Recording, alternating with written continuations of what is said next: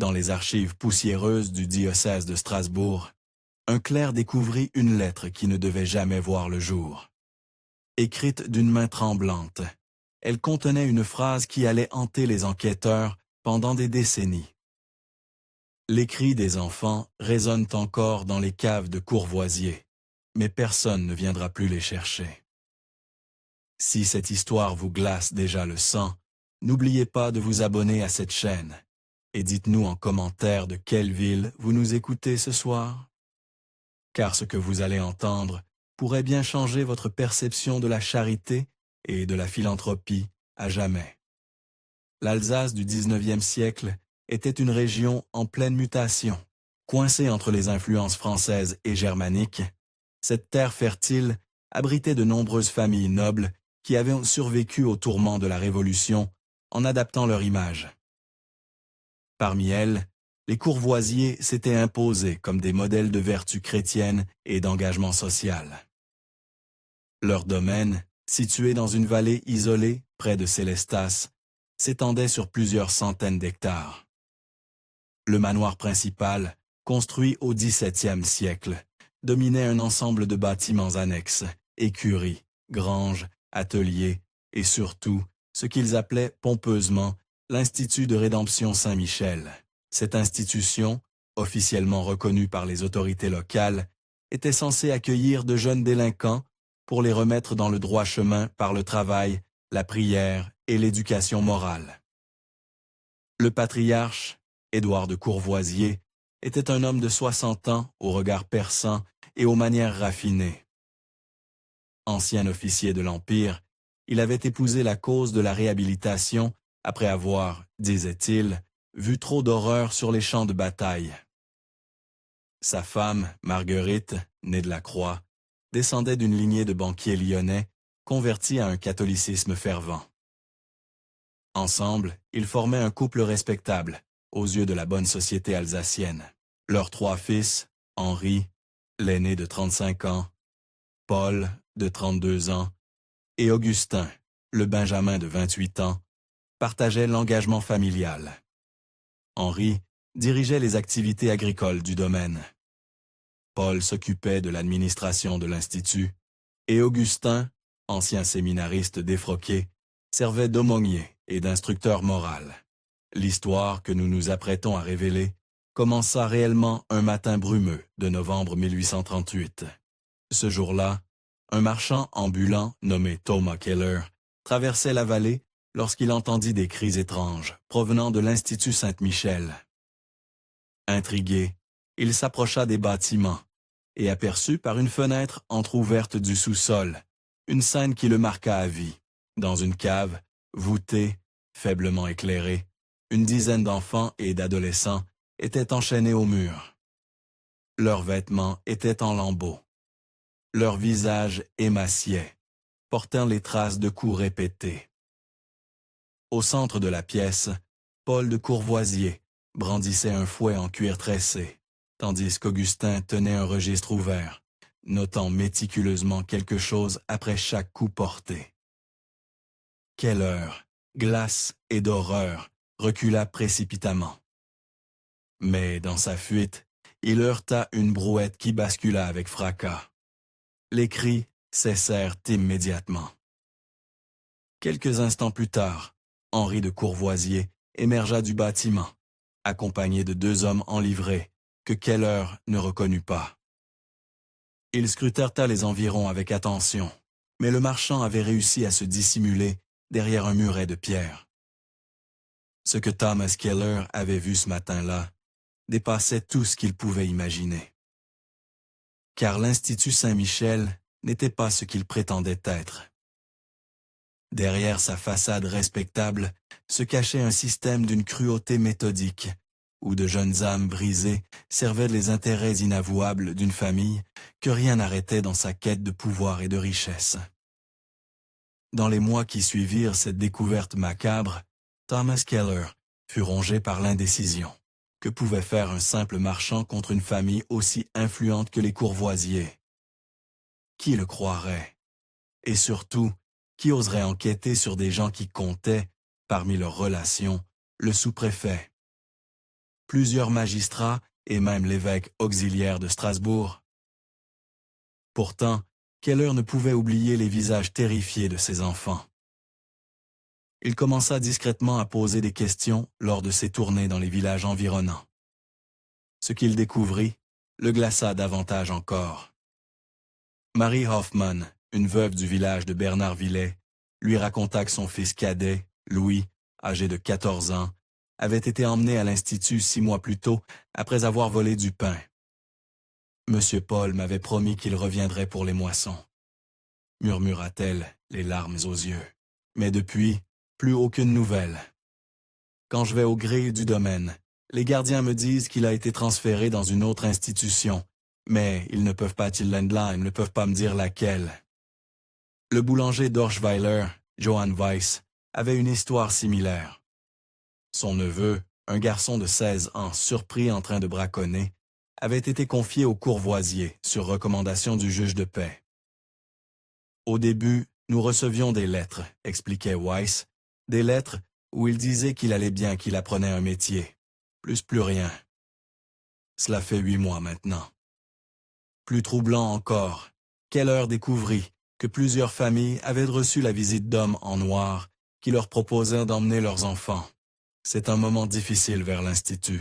Ces hommes se présentaient comme des représentants d'œuvres charitables, mais ils payaient les familles les plus pauvres pour qu'elles acceptent de se séparer de leurs enfants. Ils nous ont donné 50 francs, à voix d'une paysanne de Dambach. 50 francs pour notre Pierre. Ils ont dit qu'il aurait une vie meilleure, qu'il apprendrait à lire et à écrire. Comment pouvions-nous refuser? L'enquête discrète de Thomas Keller prit une tournure nouvelle lorsqu'il fit la connaissance d'Antoine Muller, un ancien employé du domaine Courvoisier. Muller avait travaillé comme palefrenier pendant 3 ans, avant d'être brutalement congédié en 1837, officiellement pour insubordination. En réalité, il avait posé trop de questions sur les allées et venues nocturnes au domaine. Il recevait des visiteurs étranges, confia Muller à Keller, lors d'une rencontre secrète dans une auberge isolée. Des hommes bien vêtus qui arrivaient dans des voitures neuves fermées, toujours de nuit. Ils repartaient même parfois avec des jeunes gens encapuchonnés. Monsieur Henry m'avait formellement interdit d'approcher des écuries ces nuits-là. Muller révélait également l'existence d'un réseau de correspondance entre les Courvoisiers et plusieurs familles aristocratiques du sud de la France. J'ai vu des lettres avec des sceaux de châteaux de Provence et du Languedoc. Monsieur Paul recevait régulièrement des sommes importantes, des bourses de cuir pleines d'or que je devais porter à la banque de Célestas. Plus inquiétant encore, l'ancien palefrenier mentionnait des bruits étranges provenant des caves de l'Institut. La nuit, on entendait des gémissements, des pleurs étouffés, mais aussi des coups, des bruits de chaînes. Quand j'ai demandé à un des gardiens ce qui se passait, il m'a dit que c'étaient les rats dans les fondations, mais aucun rat ne pleure comme un enfant. Si ces révélations vous donnent des frissons, n'hésitez pas à liker cette vidéo et dites-nous en commentaire ce que vous pensez de ces méthodes atroces, car ce que nous allons découvrir maintenant va au-delà de tout ce que vous pouvez imaginer. Muller avait également remarqué que certains bâtiments du domaine étaient strictement interdits d'accès. Il y avait une ancienne chapelle désaffectée, avec des caves qui descendaient très profonds. Monsieur Augustin y passait des heures chaque jour avec ses registres. Un jour, j'ai essayé de regarder par une lucarne. J'ai vu des rangées de lits de fer, mais ils étaient vides. Pourtant, l'odeur était celle de la mort. En 1839, les soupçons de Thomas Keller furent à confirmer de la façon la plus tragique. Un incendie mystérieux ravagea une partie de l'Institut Saint-Michel, révélant des détails que les Courvoisiers avaient désespérément tenté de cacher. Le feu avait pris dans les caves de l'ancien bâtiment principal. Quand les pompiers volontaires des villages voisins arrivaient sur place, ils découvrirent un spectacle d'horreur. Dans les décombres fumants, ils trouvaient les restes de plusieurs cellules improvisées, des chaînes rouillées et surtout des ossements humains. Beaucoup d'ossements humains. Le capitaine des pompiers, Emil Hartmann, un homme intègre qui n'était pas dans la poche des Courvoisier, dressa un rapport détaillé de ses découvertes. Mais ce rapport disparut mystérieusement des archives municipales quelques jours plus tard. Hartmann lui-même fut retrouvé mort dans sa cave une semaine après l'incendie, officiellement victime d'un accident, une poutre qui se serait effondrée sur lui. Cependant, Hartmann avait eu la prudence de confier une copie de son rapport à son frère, qui habitait Colmar. Ce document que nous avons pu consulter, grâce aux recherches d'un historien local, révèle des détails effroyables. Dans la cave nord, nous avons trouvé 12 squelettes disposés en rangées, certains encore entravés par des chaînes. La plupart semblent appartenir à des individus jeunes, entre 12 et 20 ans. Dans la cave sud, partiellement écroulée, nous avons découvert ce qui ressemble à un laboratoire de dissection, avec des tables de marbre et des instruments chirurgicaux. Sur l'une des tables, des restes humains frais, comme si une opération avait été interrompue par l'incendie. Le rapport mentionnait également la découverte de registres partiellement brûlés.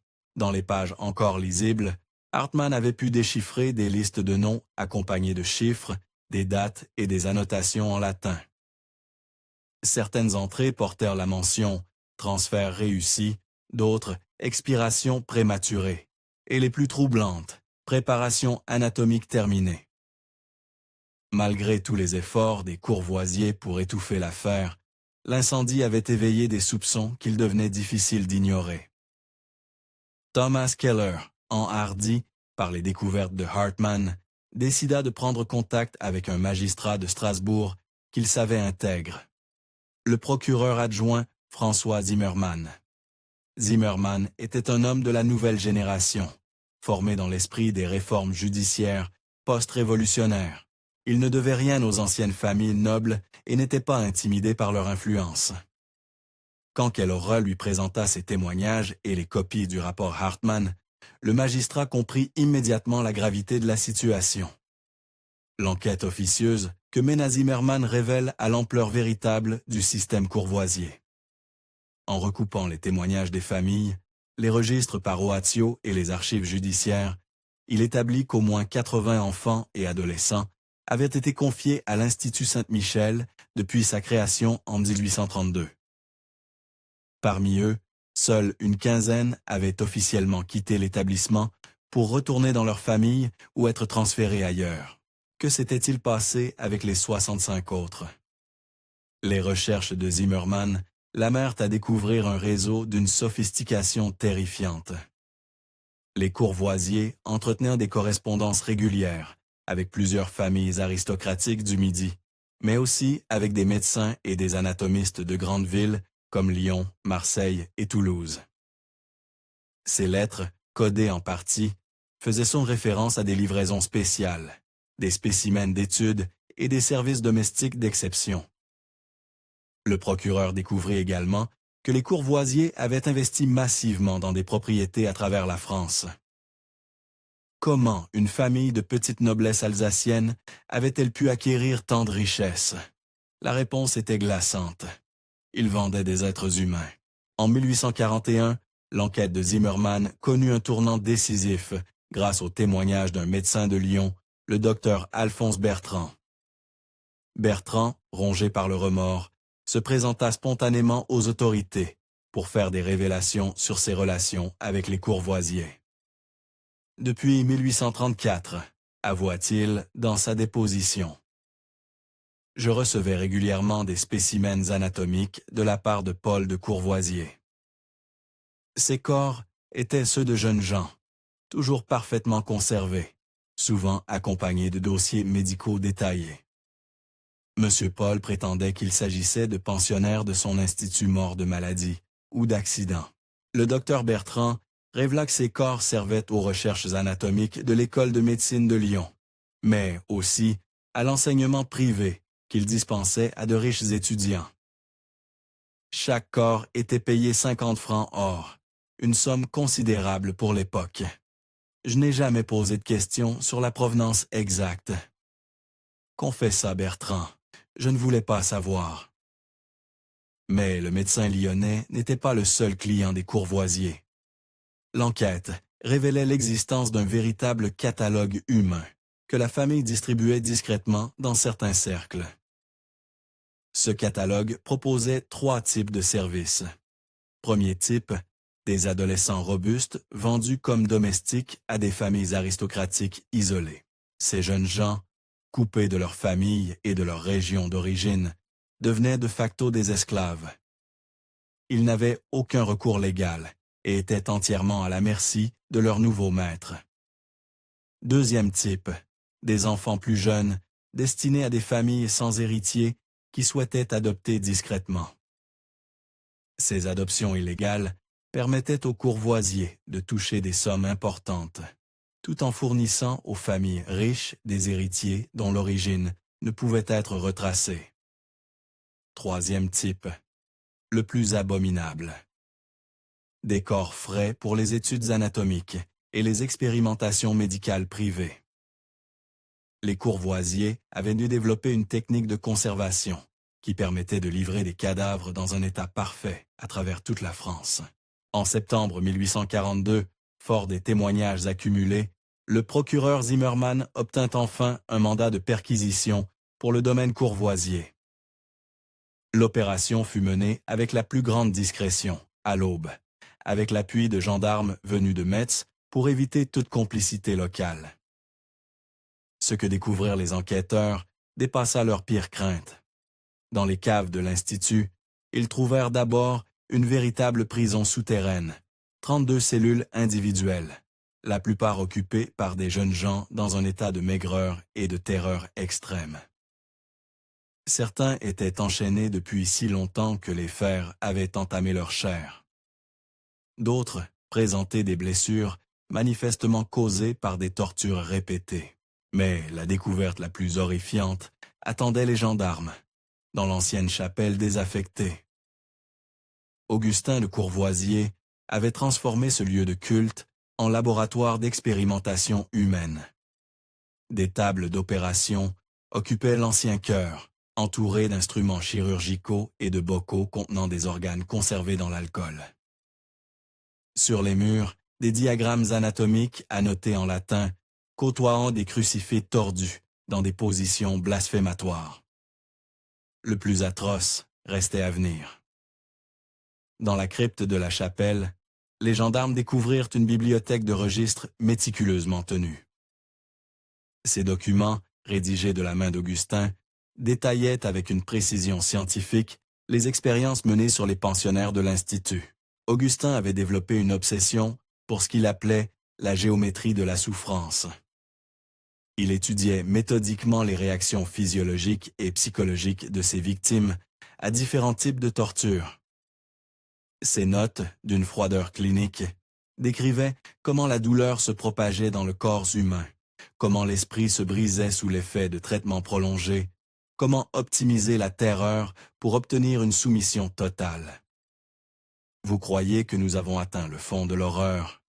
Détrompez-vous, car ce que les gendarmes trouvèrent dans les dernières pages de ces registres révélait la dimension véritablement satanique du système Courvoisier.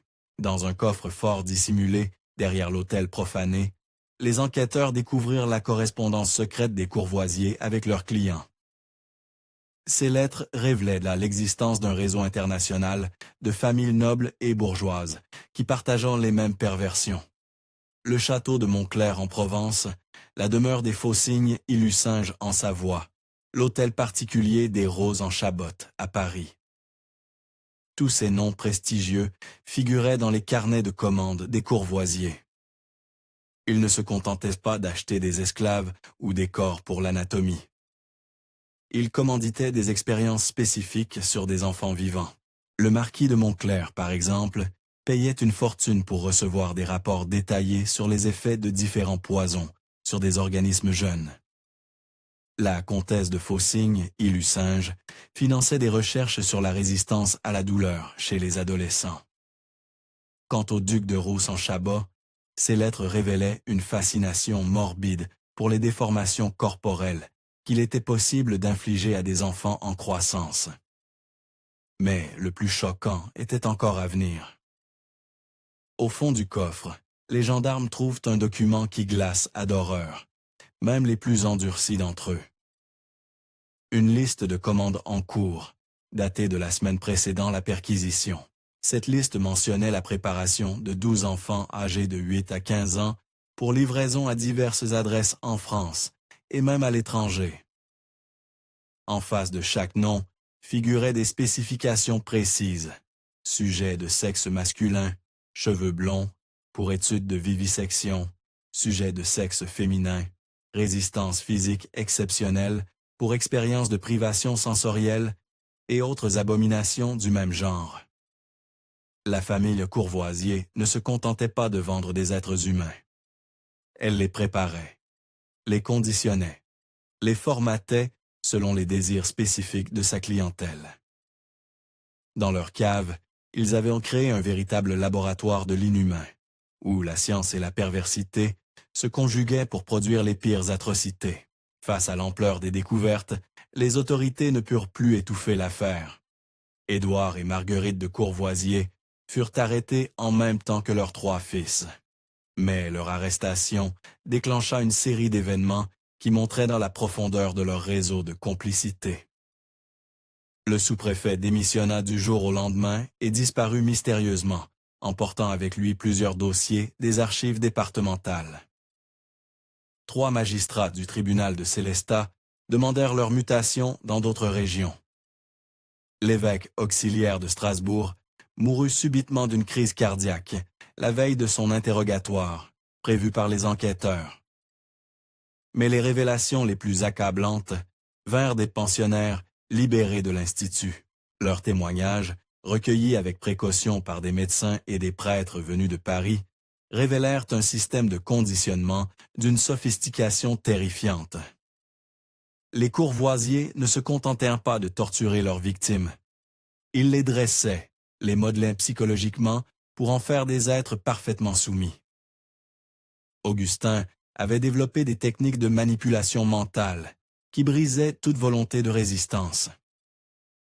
Les enfants apprenaient à obéir aveuglément, à supporter la souffrance sans se plaindre, à accepter leur sort avec une résignation qui faisait froid dans le dos.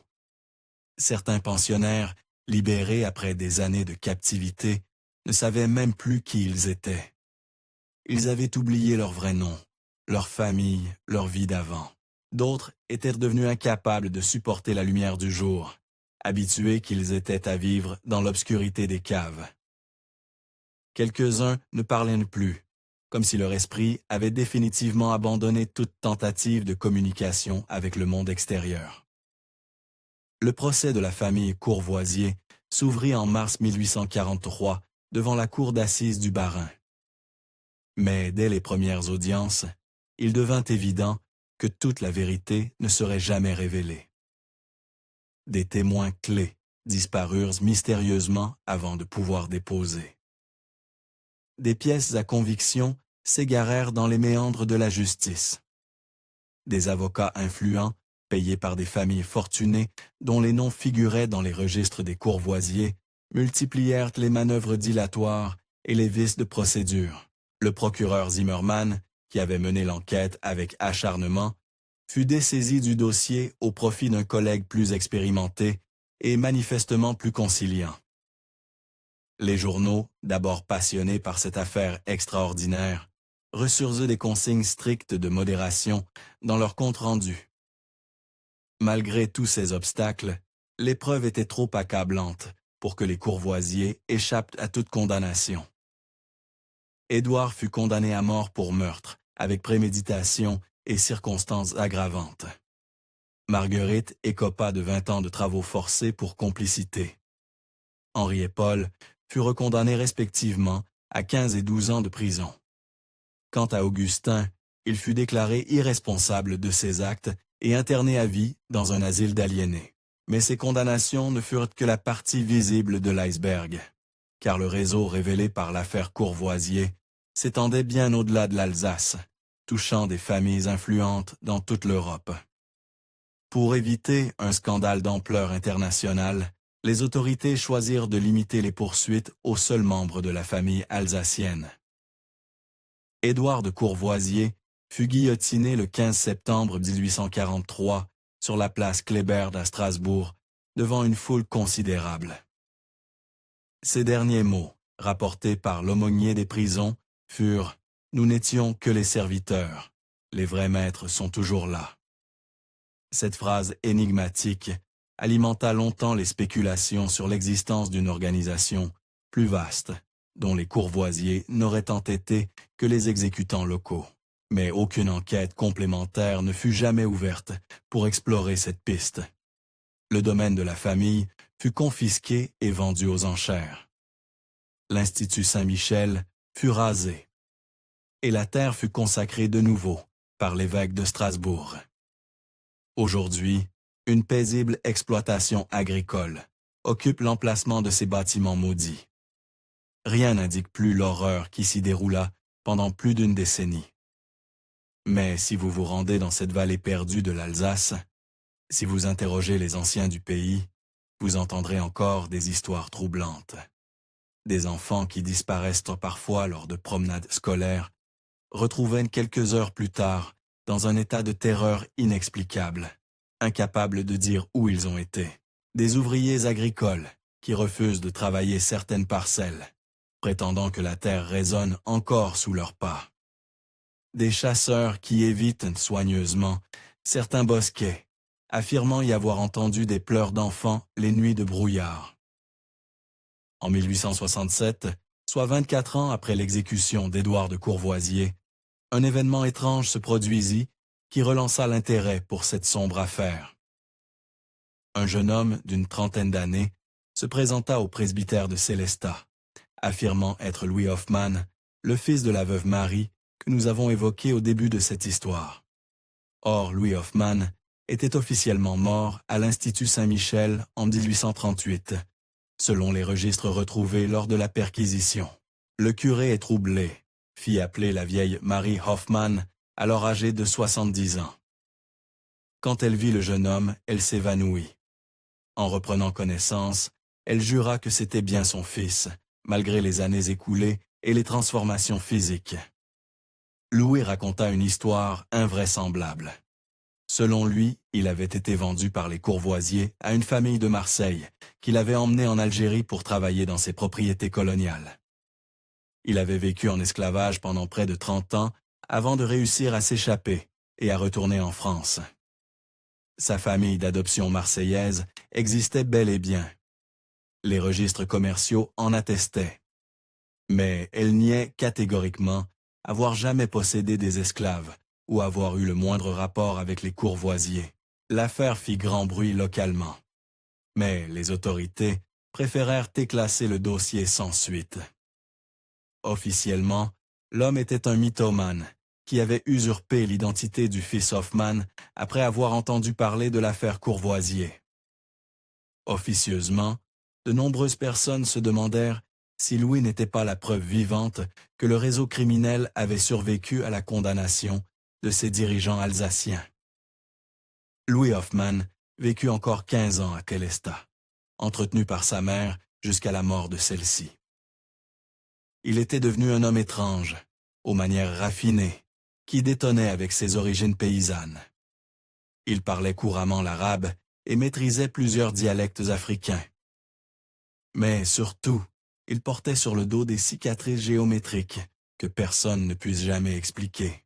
Des marques qui ressemblaient étrangement aux diagrammes trouvés dans le laboratoire d'Augustin de Courvoisier. En 1882, soit près de 40 ans après la chute des Courvoisiers, une découverte fortuite allait révéler l'ultime secret de cette famille maudite.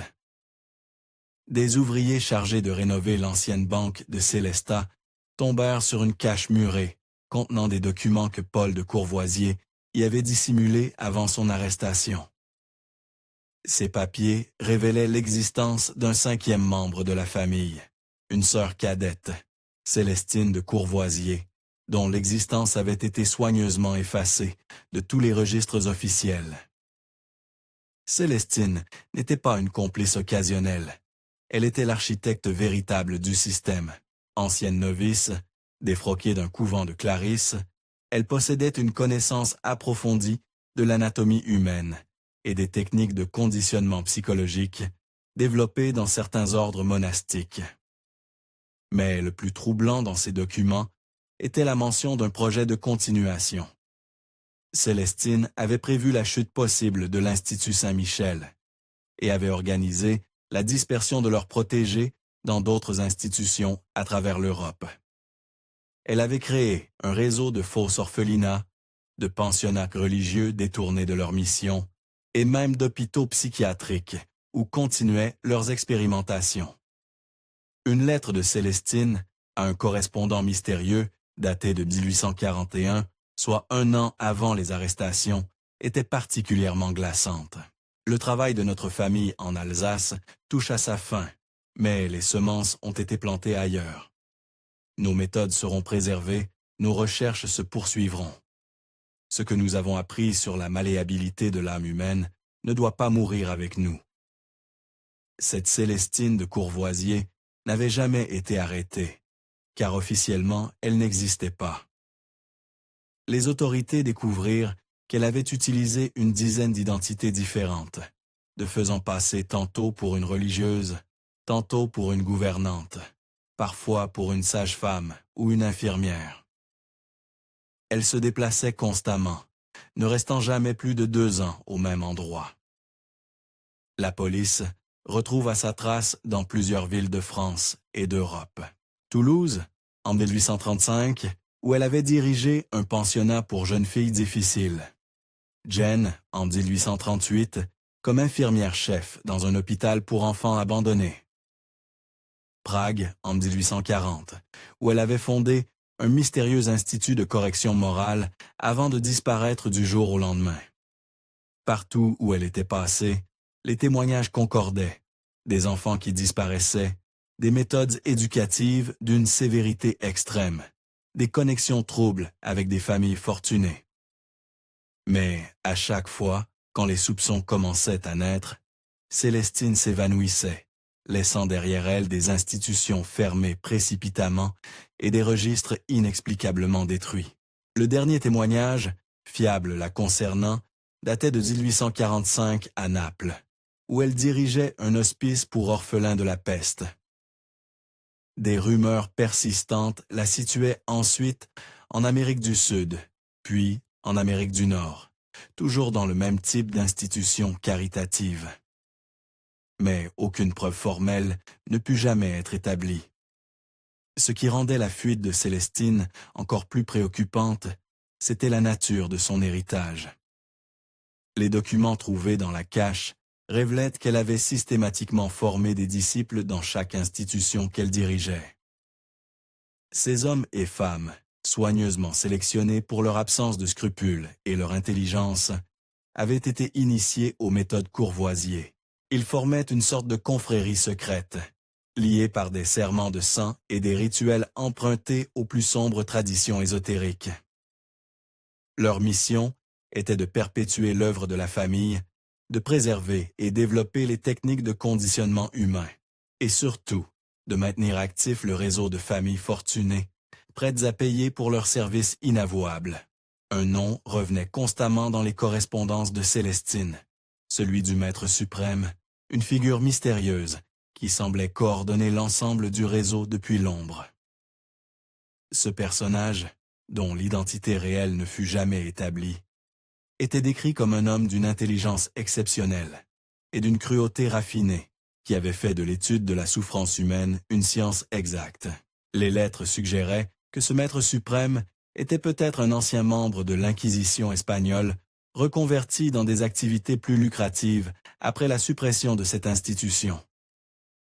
Il possédait des connaissances approfondies en psychologie, en médecine et en théologie, qu'il mettait au service d'une vision du monde, où les êtres humains n'étaient non que des matériaux d'expérimentation. En 1889, une série d'événements troublants dans différentes villes d'Europe relança l'intérêt pour l'affaire Courvoisier. À Londres, un scandale éclata concernant un orphelinat de Whitechapel, où des enfants subissèrent des traitements atroces. À Vienne, un pensionnat pour jeunes aristocrates fut fermé après la découverte de chambres de correction dans ses sous-sols. À Rome, un hospice dirigé par des religieuses fut la cible d'une enquête après la mort suspecte de plusieurs pensionnaires. Dans chaque cas, les enquêteurs découvrirent des similitudes troublantes avec les méthodes utilisées à l'Institut Saint-Michel. Même sophistication dans les techniques de torture psychologique, même méticulosité dans la tenue des registres, même réseau de complicité dans les hauts sphères de la société. Plus inquiétant encore, dans chacune de ces institutions, les autorités trouvèrent des exemplaires d'un manuel manuscrit intitulé « De la géométrie de l'âme ». L'œuvre d'Augustin de Courvoisier, qui était censé être enfermé à vie dans un asile d'aliénés.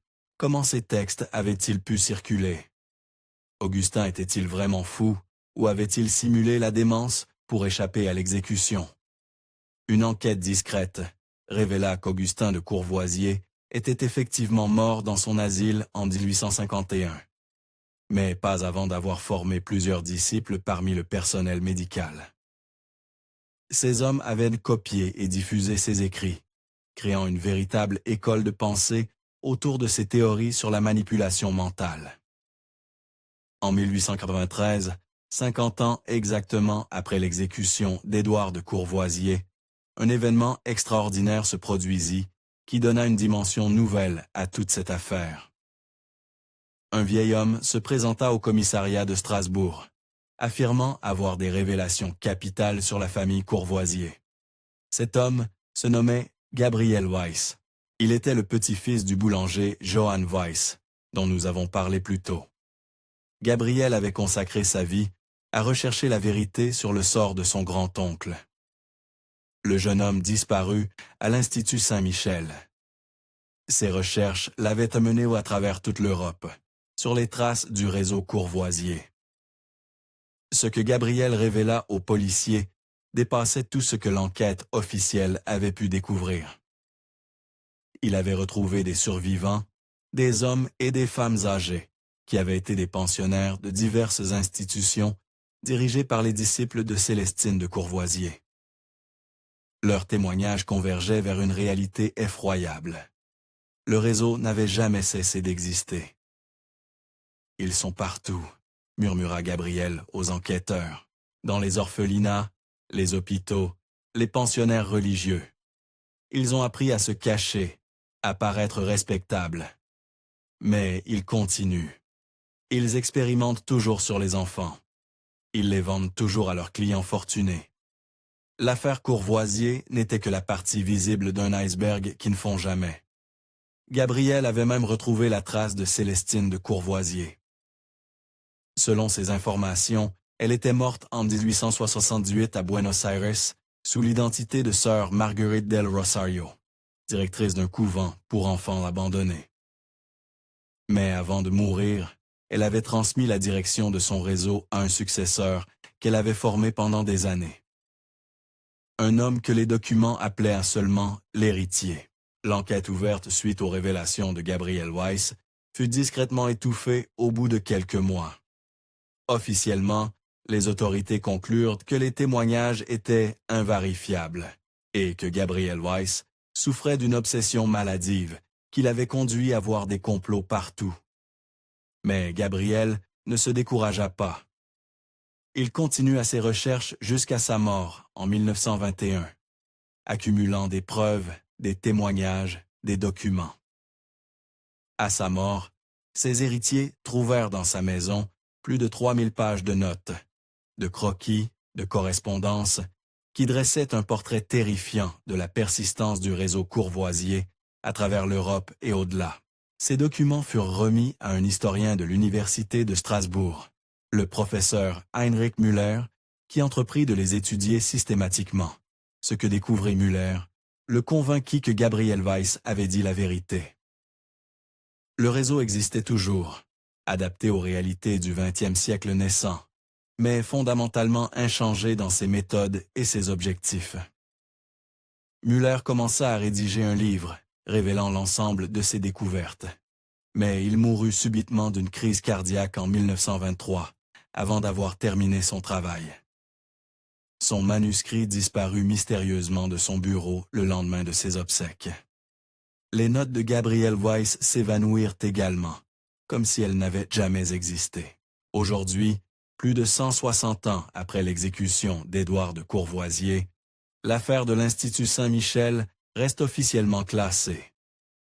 Les historiens qui s'y intéressent se heurtent systématiquement à des archives lacunaires, à des témoignages contradictoires, à des documents qui disparaissent mystérieusement. Pourtant, parfois, dans les colonnes de faits divers des journaux, on trouve encore des échos troublants. Un orphelinat fermé subitement après des accusations maltraitances. Un pensionnat privé où des enfants développent des troubles psychologiques inexplicés. Des familles fortunées accusées de tenir des domestiques en situation d'esclavage moderne. Les noms changent, les lieux se déplacent, les méthodes s'adaptent aux technologies nouvelles. Mais le fond reste le même. Des prédateurs qui utilisent la respectabilité sociale et les institutions caritatives pour assouvir leurs instincts les plus sombres. Car le véritable héritage des Courvoisier n'est peut-être pas dans les crimes qu'ils ont commis, mais dans la démonstration qu'ils ont fournie de la facilité avec laquelle on peut détourner la charité, la religion et l'éducation de leurs nobles objectifs. Ils ont montré comment des êtres humains peuvent devenir des marchandises, comment la souffrance peut devenir un objet d'étude, comment le mal peut prospérer à l'ombre du bien. Leur méthode de conditionnement psychologique, leur technique de manipulation, leur compréhension de la vulnérabilité humaine. Tout cela constitue un savoir qui ne meurt jamais complètement. Il se transmet, se perfectionne, se réinvente à chaque génération. Alors, la prochaine fois que vous entendrez parler d'une institution charitable qui fait le bien autour d'elle, la prochaine fois que vous croiserez une famille respectable qui s'occupe d'œuvres sociales, souvenez-vous de cette histoire. Souvenez-vous que derrière les façades les plus respectables peuvent se cacher les réalités les plus atroces. Car l'affaire Courvoisier nous enseigne une vérité dérangeante. Le mal absolu n'a pas besoin de cornes et de fourches pour se manifester. Il lui suffit d'un costume bien taillé, d'une réputation irréprochable, et de la naïveté de ceux qui refusent de croire que l'horreur puisse se nicher au cœur même de nos institutions les plus sacrées. Vous croyez vraiment que cette histoire appartient au passé? Que nos sociétés modernes sont à l'abri de telles dérives? Dites-nous en commentaire ce que vous en pensez. Abonnez-vous à notre chaîne pour découvrir d'autres mystères historiques et surtout, partagez cette vidéo. Car la vigilance est le prix de la liberté. Et l'oubli est le meilleur allié de ceux qui préfèrent agir dans l'ombre. Certaines vérités dérangent, certaines histoires font peur, mais elles méritent d'être racontées, encore et encore, pour que jamais nous n'oublions de quel abîme l'humanité est capable quand elle abandonne sa conscience et sa compassion.